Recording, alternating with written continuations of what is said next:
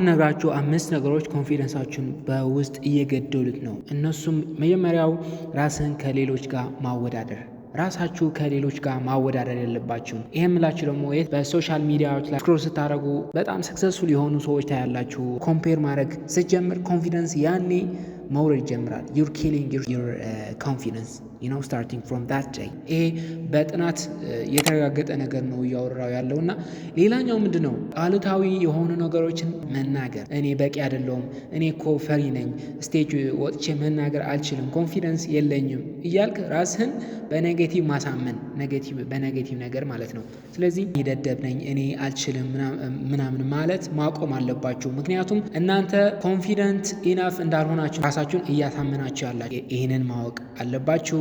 ሌላኛው ደግሞ ጀጅመንትን መፍራት። ኔጌቲቭ ኮመንቶች አንዳንዶች ያንተ ድክመት ይነግረዋል። ድክመት ካወቅ ደግሞ በጊዜው ሂደት ታሻሽላለህ።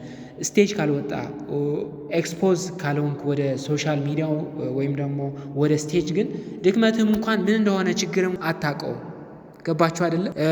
ራሳችሁን ስቴጅ ላይ ወጣችሁ መናገር ካልቻላችሁ ምንድነው ጥሩ ጎናችሁ፣ ምንድነው ደካማ ጎናችሁ? በፓብሊክ ስፒኪንግ ስኪላችሁ አታውቁትም። ስለዚህ ራሳችሁን ከሌሎች ጋር ኮምፔር ማድረግ ማቆም አለባችሁ።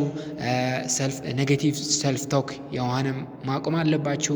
ጀጅመንትም መፍራት የለባችሁ። የሰው ንግግር ምንም ለውጥ አያመጣም ብላችሁ ራሳችሁን ማሳመን አለባችሁ።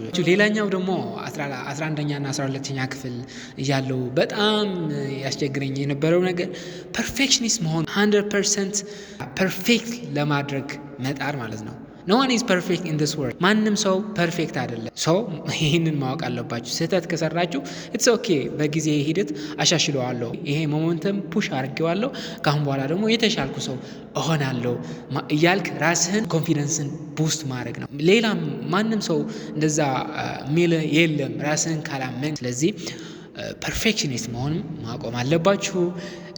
ሌላኛው ምንድን ነው?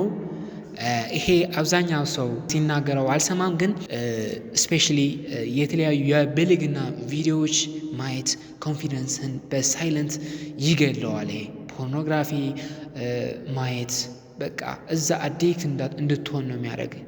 ስለዚህ አዲክሽን፣ ያንን አዲክሽን ካለ ደግሞ በዛ አዘቅት ውስጥ ሊሚትን ፑሽ ማድረግ አችልም ማለት ነው በዛ ውስጥ ካለ።